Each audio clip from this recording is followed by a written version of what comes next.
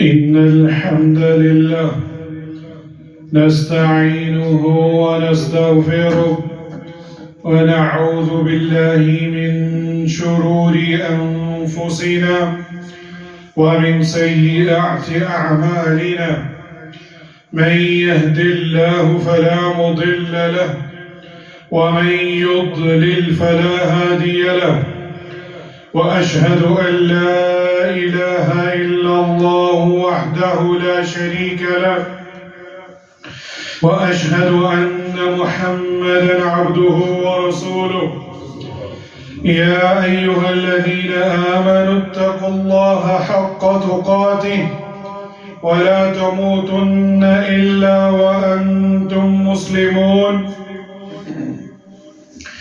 يا أيها الناس اتقوا ربكم الذي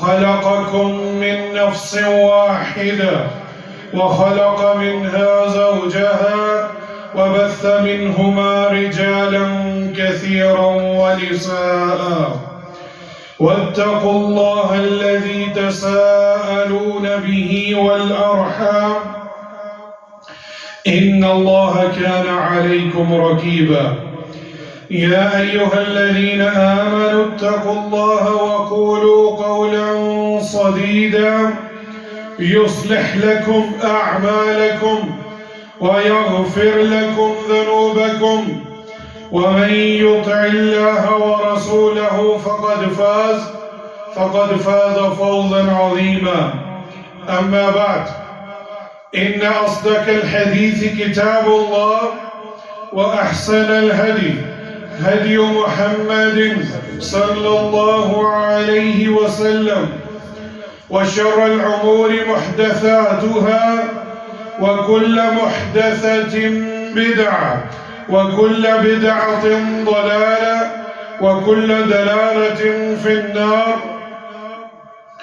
أعوذ بالله من الشيطان الرجيم بسم الله الرحمن الرحيم ويسألونك عن الروح قل الروح من أمر ربي وما أوتيتم من العلم إلا قليلا لائق صد تکریم سامعین مکرم بزرگان دین نوجوان ساتھیوں آج 10 شعبان 1447 ہجری ہے اور یہ ہفتے کا سید الایام جمعۃ المبارک کا دن ہے۔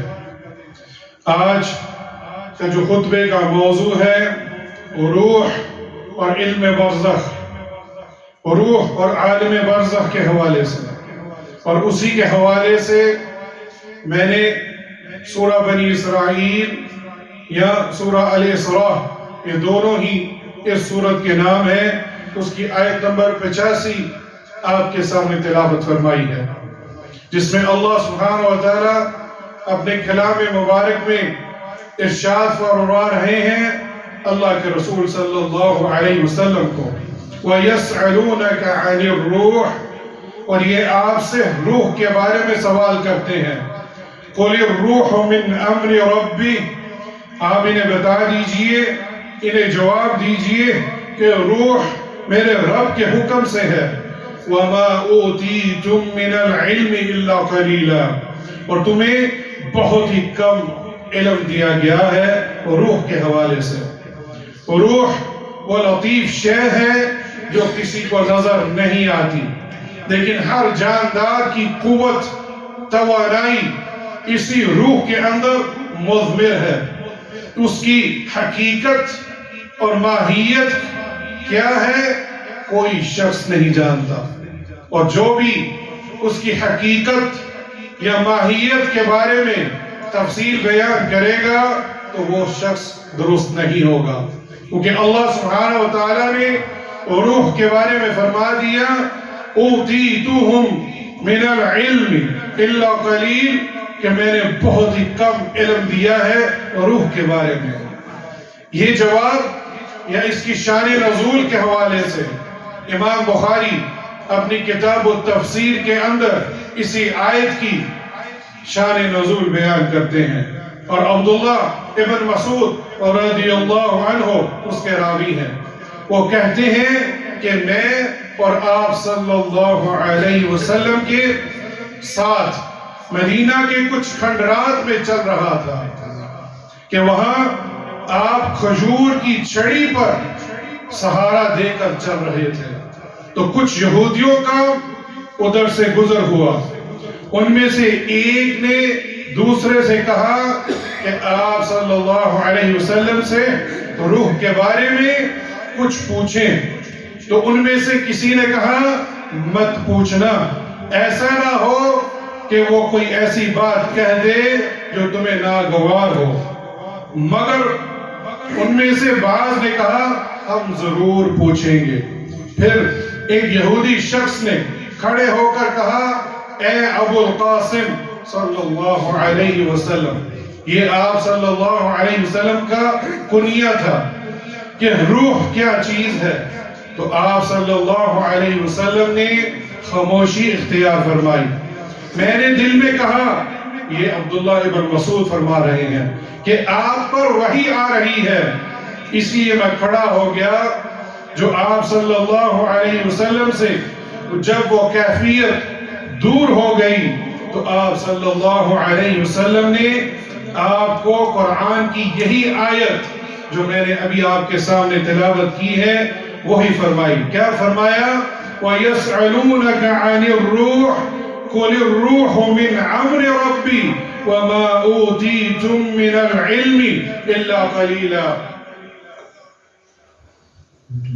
اے نبی، تم سے یہ لوگ روح کے بارے میں پوچھ رہے ہیں، کہہ دیجئے کہ میرے رب کے حکم سے یہ تمہیں علم بہت تھوڑا دیا گیا ہے۔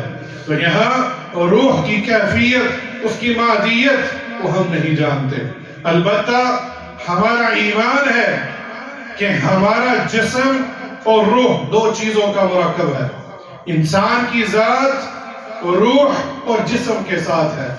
روح اللہ سبحانہ وتعالی نے اوپر سے نازل کی اور جسم مٹی سے بنایا، اور آج بڑے افسوس کے ساتھ کچھ نام نہاد ایسے لوگ ہیں جو تفسیر کرتے ہوئے کہتے ہیں وَالْعِيَاذُ بِاللَّهِ مِنْ ذَلِكَ کہ روح اوپر سے آئی اور جسم بندر سے لیا گیا۔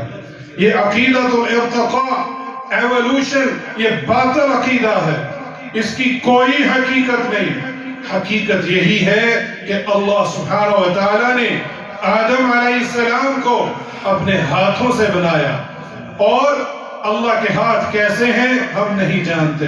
ہمارا ایمان ہے جیسے اس کی ذات کو لائق ہے کہ اللہ سبحانہ وتعالی کے دو ہاتھ ہیں اور دونوں ہی دائیں ہاتھ ہیں، اس کی کیفیت ہمیں نہیں معلوم، ہمارا ایمان ہے اس کے اوپر۔ اور انہی ہاتھوں سے اللہ سبحانہ وتعالی نے مٹی سے آدم علیہ السلام کو بنایا اور روح اوپر سے آئی، اور یہی زندگی ہے۔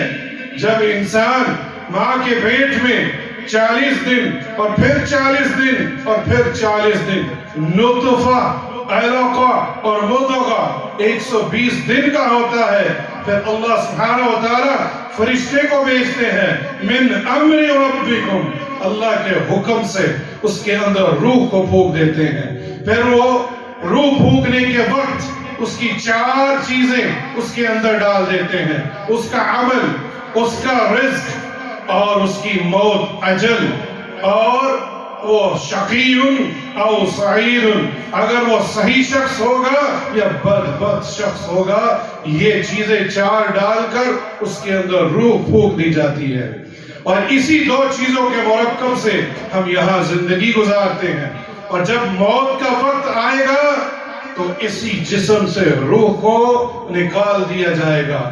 اسی لیے جب کوئی شخص مر جائے اس کے جسم کو جسد خاکی کہتے ہیں، کہ اس کے اندر سے روح نکل چکی ہے اور اس کا صرف جسم باقی ہے، اور یہ زندگی اس دنیا کے اندر ہے۔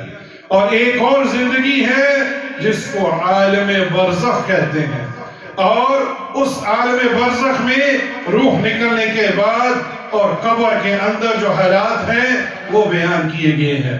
اور ایک اور زندگی جو عالم برزخ سے اس کو دوبارہ اٹھایا جائے گا، وہ قیامت کی زندگی ہے۔ تو یعنی زندگی کی 3 اقسام ہوئی، ایک وہ جو میں اور آپ ابھی جی رہے ہیں، دوسری جس پر ہم نے ابھی جانا ہے، ہمارا انتقال ہونا ہے، جب ہمارے جسم سے روح کو نکال دیا جائے گا تو وہ عالم برزخ میں داخل ہو جائے گا، اور اس کے بعد پھر اللہ سبحانہ و تعالی اسی شخص کو قیامت کے دن اکٹھا کرے گا، اور یا تو وہ جنتی ہوگا، اللہم اجعلنا منہم، یا وہ جہنمی ہوگا، والعیاذ باللہ من ذالک۔ اسی طرح اللہ سبحانہ و تعالیٰ نے برزخ کے حوالے سے سورہ المؤمنون کی آیت نمبر 100 میں ارشاد فرمایا، وَمِن وَرَائِهِمْ بَرْزَخٌ إِلَى يَوْمِ يُبْعَثُونَ، ان کے پشت ایک حجاب ہے، ایک بیریئر ہے، ایک آڑ ہے، ان کے دوبارہ جی اٹھنے کے دن تک۔ 2 چیزوں کے درمیان، حجاب اور آڑ کو برزخ کہا جاتا ہے۔ دنیا کی زندگی اور آخرت کی زندگی کے درمیان جو وقفہ ہے اسے یہاں برزخ سے تعبیر کیا گیا ہے، کیونکہ مرنے کے بعد انسان کا تعلق دنیا کی زندگی سے ختم ہو جاتا ہے۔ آخرت کی زندگی کا آغاز اس وقت ہوگا جب تمام انسانوں کو دوبارہ زندہ کیا جائے گا، اور یہ درمیان کی زندگی ہے۔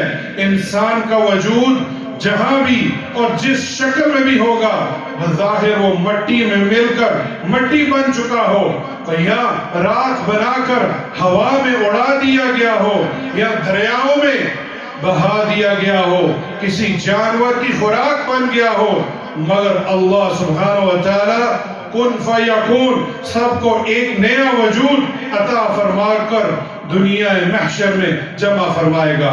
عالم برزخ کے لیے تیاری کا حکم۔ اصل سوال یہ ہے کہ ہم نے مرنے کے بعد تیاری کیا کی ہے؟ سیدنا براء بن عازب رضی اللہ عنہ وہ اس حدیث کے راوی ہیں کہ ہم اللہ کے رسول صلی اللہ علیہ وسلم کے پاس بیٹھے تھے کہ اچانک آپ کی نگاہ لوگوں کی ایک گروہ پر پڑی، تو آپ صلی اللہ علیہ وسلم نے پوچھا یہ لوگ کس چیز پر جمع ہیں؟ کہا گیا کہ قبر کھودی جا چکی ہے۔ تو رسول اللہ صلی اللہ علیہ وسلم گھبرا گئے۔ ہم نہیں گھبراتے۔ صحابہ کرام سے سبقت لیتے ہوئے لب کے قبر تک پہنچے اور گھٹنوں کے بل بیٹھ گئے۔ براء بن عازب رضی اللہ عنہ فرماتے ہیں میں آپ کے سامنے سے آیا تاکہ دیکھ سکوں کہ آپ کیا کر رہے ہیں، تو جب میری آپ پر نظر پڑی تو آپ صلی اللہ علیہ وسلم رو رہے تھے، اور اتنے روئے کہ زمین کے اوپر آپ کے آنسو گر گئے اور وہاں زمین تر ہو گئی۔ اللہ اکبر! یہ آپ صلی اللہ علیہ وسلم کی کیفیت ہے، جن کے آگے اور پیچھے سب گناہ معاف ہیں، لیکن وہ قبر کے حوالے سے وہاں بیٹھ کر رو رہے ہیں، اور اتنا رو رہے ہیں کہ زمین تر ہو گئی۔ ہمیں بھی اپنا محاسبہ کرنا ہے کہ کیا یہ میری اور آپ کی ایسی کیفیت ہوتی ہے؟ پھر آپ نے فرمایا کہ میری طرف متوجہ ہو۔ تمام صحابہ کو متوجہ کر کر کہا میرے بھائیوں، اس دن کے لیے کیا تیاری کی ہے اس کی تیاری کر لو۔ اللہ اکبر! سلسلۃ الاحادیث الصحیحہ التوبۃ الموعظۃ والرقاق کے اندر یہ حدیث موجود ہے۔ اصل سوال روح کے نکلنے کے بعد عالم برزخ کی تیاری ہم نے کیا کی ہے؟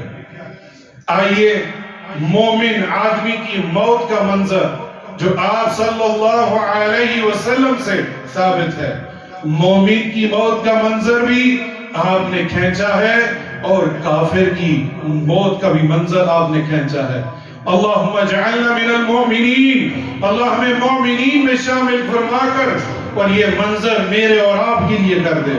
براء بن عازب رضی اللہ عنہ بیان فرماتے ہیں کہ اللہ کے رسول صلی اللہ علیہ وسلم نے فرمایا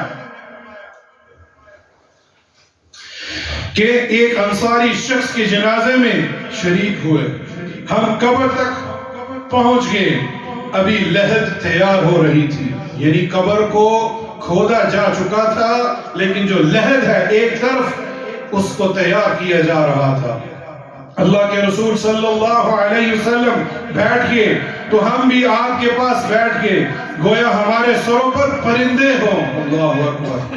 آج ہم جمعے میں سو جاتے ہیں اور اللہ کے رسول صلی اللہ علیہ وسلم کے صحابہ کرام آپ صلی اللہ علیہ وسلم کے پاس بیٹھ کر ایسے بیٹھے، ایسے متوجہ ہوئے جیسے سروں پر پرندے بیٹھے ہوں، کوئی حرکت نہیں، کوئی دھیان نہیں۔ میں بھی آپ کے سامنے آپ صلی اللہ علیہ وسلم کی حدیث بیان کر رہا ہوں، ہمیں بھی متوجہ ہونا چاہیے۔ اور پھر کیا فرمایا؟ آپ کے ہاتھ میں ایک لکڑی تھی جس سے آپ زمین کو کھرید رہے تھے، تو آپ صلی اللہ علیہ وسلم نے اپنا سر مبارک اٹھایا اور فرمایا استعیذ باللہ من عذاب القبر، عذاب قبر سے اللہ کی پناہ طلب کرو۔ واللہ سنا ہے لوگ انکار کرتے ہیں قبر کے عذاب سے، جبکہ آپ صلی اللہ علیہ وسلم یہاں فرما رہے ہیں استعیذ باللہ من عذاب القبر، عذاب قبر سے اللہ کی پناہ طلب کرو۔ اسی لیے آپ صلی اللہ علیہ وسلم کوئی بھی نماز ہو، فرض ہو یا سنن یا نوافل، آپ صلی اللہ علیہ وسلم ان چار چیزوں سے پناہ مانگے بغیر سلام نہیں پھیرتے تھے۔ اللہم انی اعوذ بک من عذاب جہنم ومن عذاب القبر ومن فتنة المحیا والممات ومن شر فتنة المسیح الدجال۔ یہ مسنون دعا ہے جو درود ابراہیم کے بعد آپ صلی اللہ علیہ وسلم پڑھا کرتے تھے۔ عذاب جہنم سے پناہ، عذاب قبر سے پناہ، اور فتنۃ المسیح دجال اس کی بھی پناہ، اور فتنہ زندگی اور موت کے وقت جب ملک الموت نے آنا ہوتا ہے اس کو بھی فتنے سے تعبیر کیا گیا ہے۔ وہ آخری لمحہ ہوتا ہے، شیطان آپ انسان کو بھڑکانے کے لیے، اسے راہ راست سے ہٹکانے کے لیے۔ اللہ سبحانہ وتعالی ہمیں موت کے آخری وقت میں ثابت قدمی اختیار فرمائے۔ پھر کیا فرمایا؟ بندہ مومن جب دنیا سے رابطہ توڑ کر آخرت کی طرف متوجہ ہوتا ہے تو سورج کی طرح چمکتے دمکتے سفید چہروں والے فرشتے جنتی خوشبو اور جنت کا کفن لے کر اس کے پاس آتے ہیں۔ اللہم اجعلنا منہم۔ جنتی فرشتے خوشبو بھی اور جنت کا کفن لے کر آتے ہیں، حتیٰ کہ وہ حد نظر نگاہ یعنی اتنی دور بیٹھتے ہیں کہ حد نظر تک اس کے پاس بیٹھ جاتے ہیں تاکہ اس کو گھبراہٹ نہ ہو۔ پھر ملک الموت تشریف لاتے ہیں، حتیٰ کہ وہ اس کے سر کے پاس بیٹھ کر کہتے ہیں یا ایتھا النفس الطیبہ اخرجی الی مغفرۃ من اللہ ورضوانا۔ اے پاکیزہ روح، اللہ کی مغفرت اور اس کی رضامندی کی طرف چل۔ وہ ایسے نکلتی ہے جیسے مشکیزے سے پانی کا قطرہ نکلتا ہے، وہ اسے اخذ کر لیتے ہیں۔ اللہ اکبر۔ یعنی یہ چمڑے کا جو مشکیزہ ہے اس کو الٹا دیا جائے تو اس کا آخری قطرہ کتنی آسانی سے نکلتا ہے۔ یہ مومن کی روح ہے جو اللہ سے ملنے کے لیے بےتاب ہے اور وہ اسی طرح نکلتی ہے۔ اور فرشتے ایک لمحہ بھی تاخیر کیے بغیر اس مومن کی روح کو پکڑ لیتے ہیں، آنکھ جھپکنے کے برابر بھی اس کے پاس رہنے نہیں دیتے، حتیٰ کہ اس کے لیے اس کے کفن اور اس خوشبو میں لپیٹ لیتے ہیں جو جنت سے لے کر آتے ہیں۔ اللہم اجعلنا منہم۔ اور پھر روئے زمین پر پائی جانے والی بہترین کستوری کی خوشبو اس سے نکلتی ہے۔ فرمایا وہ فرشتے اس لیے اس کو اوپر لے کر جاتے ہیں، بلند کیے جاتے ہیں، پھر فرشتوں کی اس جماعت کے پاس سے گزرتے ہیں تو وہ پوچھتے ہیں یہ خوشبو کیسی ہے، تو اس کے دنیا کے ناموں میں بہترین نام لے کر پکارتے ہیں، یا فلان ابن فلان اس کی روح ہے، حتیٰ کہ اسے لے کر آسمان تک پہنچتے ہیں اور اسی کے لیے دروازے کھولنے کی اجازت طلب کرتے ہیں تو وہ ان کے لیے کھول دیا جاتا ہے۔ پھر ہر آسمان کے مقرر فرشتے اگلے آسمان تک اس کے ساتھ جاتے ہیں حتیٰ کہ اسے ساتوں آسمان تک پہنچا دیا جاتا ہے۔ تو اللہ رب العزت ذوالجلال والاکرام فرماتا ہے اکتبو، اس کا نام لکھ دو، کتاب عبد فی علیین وعیدہ الی الارض فإنی منها خلقتهم وفيها أعيدهم ومنها أخرجوهم تارة أخرى۔ میرے بندے کا نامہ اعمال علیین میں لکھ دو اور اسے واپس اس دنیا کی طرف لے جاؤ، کیونکہ میں نے انہیں اسی سے پیدا کیا ہے، اسی میں انہیں لٹاؤں گا اور پھر دوبارہ اسی سے اس کو نکالوں گا، اور اس کی روح اور اس کے جسم میں لوٹا دی جاتی ہے تو وہ قبر کے اندر ہوتا ہے۔ پھر اس وقت فرشتے آتے ہیں، وہ آ کے پوچھتے ہیں من ربک فیقول ربی اللہ، وہ پوچھتے ہیں تیرا رب کون ہے، اور وہ بڑے ہی آرام سے، کیونکہ اس نے زندگی توحید پر گزاری ہوتی ہے، وہ فرماتے ہیں ربی اللہ۔ پھر پوچھتے ہیں فیقول لہو ما دینک، تیرا دین کون سا ہے، فیقول دین الاسلام، میرا دین اسلام ہے، فیقولان لہو ما هذا الرجل الذي بعث فيكم فیقول هو رسول اللہ صلی اللہ علیہ وسلم۔ پھر اس سے پوچھتے ہیں اس شخص کے بارے میں یا اس شخص کے بارے میں فرماؤ جو تمہارے اندر مبعوث کیا گیا تھا، تو وہ فرمائے گا رسول اللہ صلی اللہ علیہ وسلم۔ پھر وہ سوال کریں گے وَمَا عِلْمُكَ فَيَقُولْ قَرَعْتُ كِتَابَ اللَّهِ فَآمَنْتُ بِهِ، تمہیں اس چیز کا کس نے علم دیا، تمہیں کیسے پتا چلا؟ وہ کہے گا میں نے کتاب اللہ کی قرات کی ہے، اس کی تلاوت کی ہے، اس پر تدبر کیا ہے، تلاوت بھی کی ہے اور تدبر بھی کیا ہے، یہ وسط کا واسطہ ہے، یہ راستہ وسط کا ہے۔ اور پھر مجھے اس سے پتا چلا کہ یہ آپ صلی اللہ علیہ وسلم اللہ کے رسول ہیں۔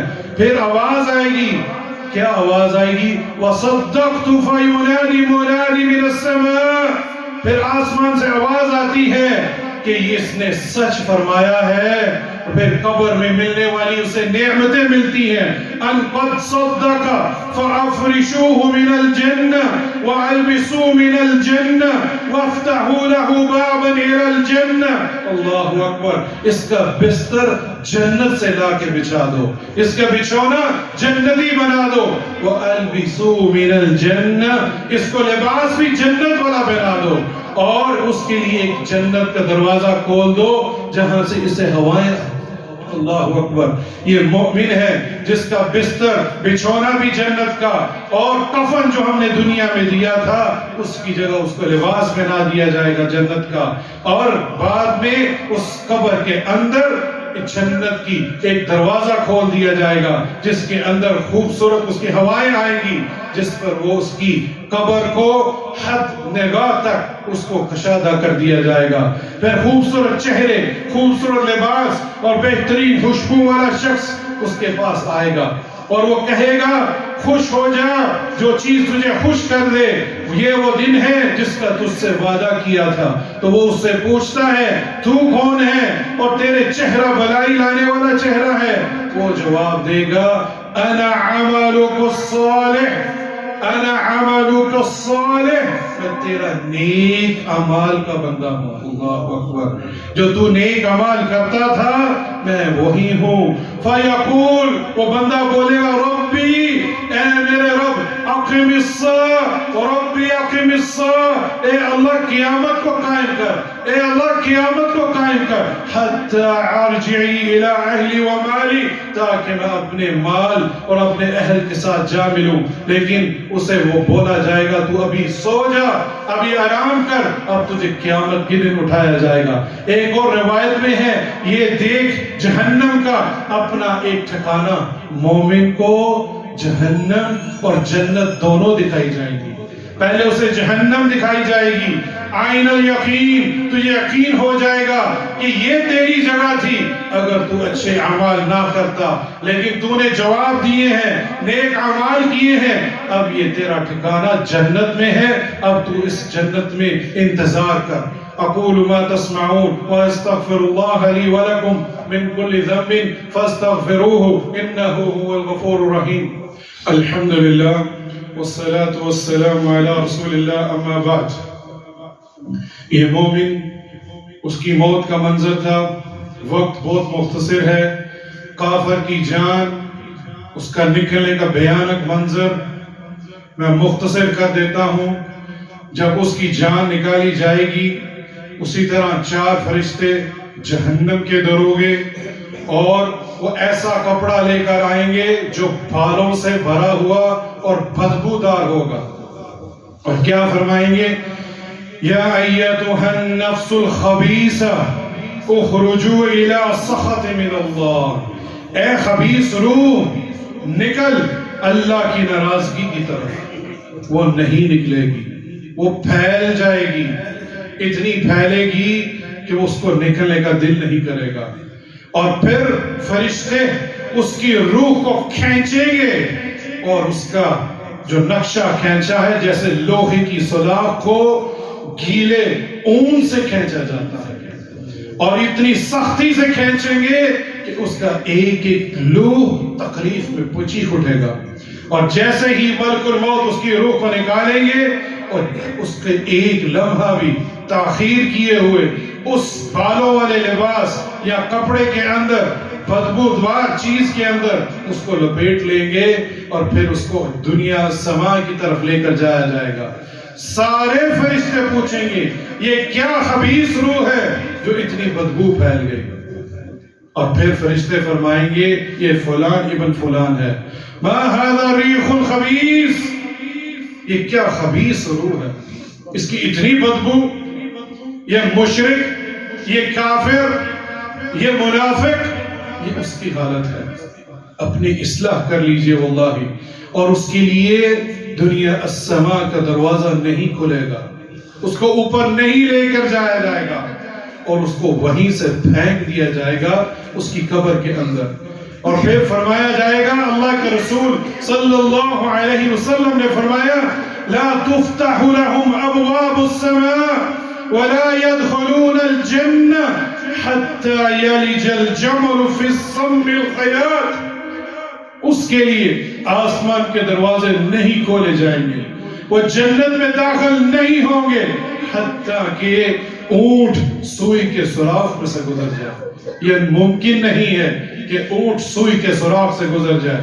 پھر فَيَقُولُ اللہ عز و جل اکتبوا کتابہ فی السجین فی العرض السفلی فتطرح روحہ طرحا.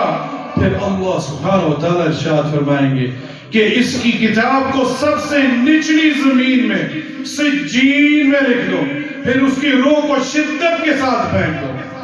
عالم برزخ میں یا تو علیین ہے یا سجین ہے. اور پھر آپ صلی اللہ علیہ وسلم نے کیا فرمایا؟ یہ آیت سورہ حج کی آیت نمبر 31 ہے. وَمَن يُشْرِكْ بِاللَّهِ فَكَأَنَّمَا خَرَّ مِنَ السَّمَاءِ فَتُخْطَفُهُ الطَّيْرُ أَوْ تَهْوِي بِهِ الرُّوحُ فِي مَكَانٍ صَحِيحٍ.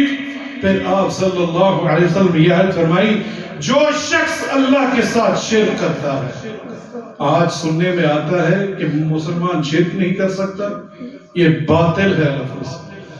شرک مسلمان کرتے ہیں، یہ اللہ کے رسول صلی اللہ علیہ وسلم نے فرمایا ہے.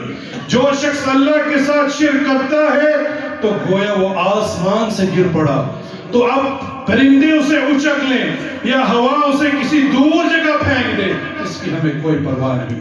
پھر اس سے وہی سوال ہوں گے من ربک فیقول لا ادری فیقولان له ما دینک فیقول لا ادری فیقولان ما هذا الرجل الذي بعث فیکم فیقول لا ادری. تیرا رب کون ہے؟ اس کو جواب نہیں ہے، کہتا مجھے نہیں پتا. تیرا دین کیا ہے؟ مجھے نہیں معلوم. اور تیرے اندر جو رسول بھیجا تھا بعثت فیکم، مبعوث فرمایا گیا تھا، اس کے بارے میں کیا کہتا ہے؟ کہتا ہے لا ادری، مجھے نہیں معلوم. پھر ایک زوردار چیخ کی آواز آتی ہے، اور پھر فَيُنَادِ مُنَادِ مِنَ السَّمَاءِ أَن كَذَّبَ عَبْدِي، کہ اس شخص نے جھوٹ بولا ہے. فَعَفْرِشُوا لَهُ مِنَ النَّارِ، پھر اس کا جہنم کا جو بچھونا ہے وہ بچھا دیجئے. فَافْتَحُوا لَهُ بَابًا إِلَى النَّارِ، اور جہنم کا دروازہ کھول دیجئے. جنت کے لیے جنت کا بچھونا اور اس کا لباس بھی اور جنت کا دروازہ بھی کھولا جاتا ہے. یہاں لباس کا ذکر نہیں ہے. بچھونا جہنم کا اور دروازہ جہنم کا کھول دیا جائے گا. فَيَأْتِيهِ خَرُّهَا وَسَمَّمُوهَا وَيُضِيقُ عَلَيْهِ قَبْرَهُ حَتَّى تَخْتَلِفُ فِي السَّمَاءِ، اس کے لیے اس کی قبر کو اس قدر تنگ کر دیا جائے گا کہ اس کی پسلیاں ایک دوسرے کے اندر داخل ہو جائیں گی. اور ایک قبیح چہرے والا شخص، کبھی لباس، انتہائی بدبودار حالت میں اس کے پاس آئے گا اور اسے کہے گا تمہیں ایسی چیز کی میں تمہیں خبر دوں جو تمہیں غمزدہ کر دے گی، تو یہ تیرا وہ دن ہے جس کا تجھ سے وعدہ کیا گیا تھا. اور وہ پوچھے گا تو کون ہے، تیرے چہرے سے کسی خیر کی توقع نہیں. وہ جواب دے گا انا عملک الخبیث، میں تیرے خبیث عمل ہوں، تو وہ جو دنیا میں کیا کرتا تھا. پھر وہ کافر، منافق، مشرک، ربی لا تقم الساعة، اے میرے رب قیامت نہ قائم کرنا. ربی لا تقم الساعة، اے اللہ قیامت قائم نہ کرنا.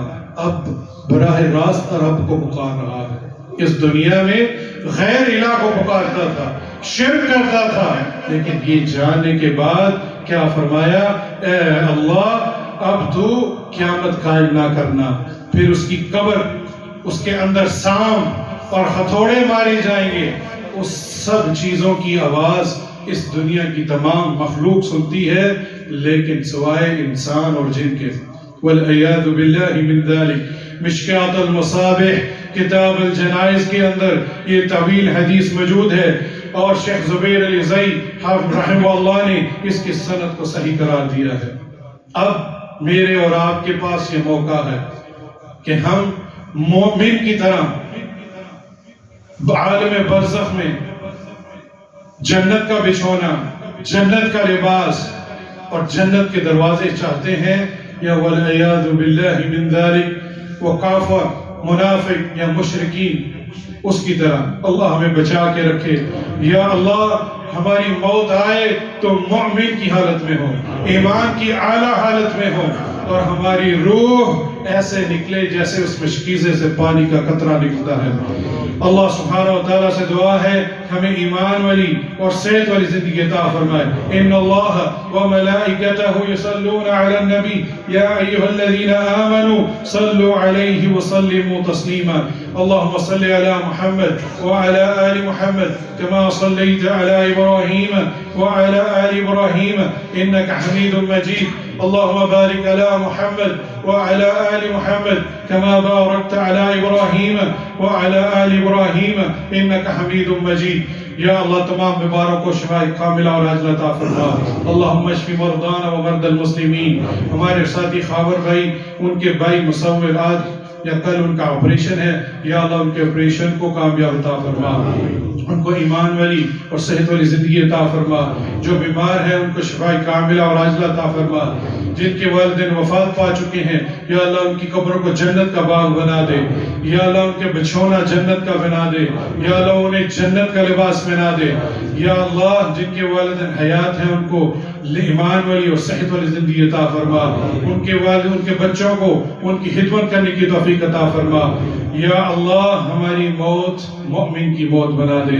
آمین یا رب العالمین. ربنا تقبل منا انك انت السميع العليم وتب علينا انك انت التواب الرحيم. عباد الله ان الله يأمر بالعدل والإحسان وإيتاء ذي القربى وينهى عن الفحشاء والمنكر والبغي يعظكم لعلكم تذكرون. وأقيموا الصلاة.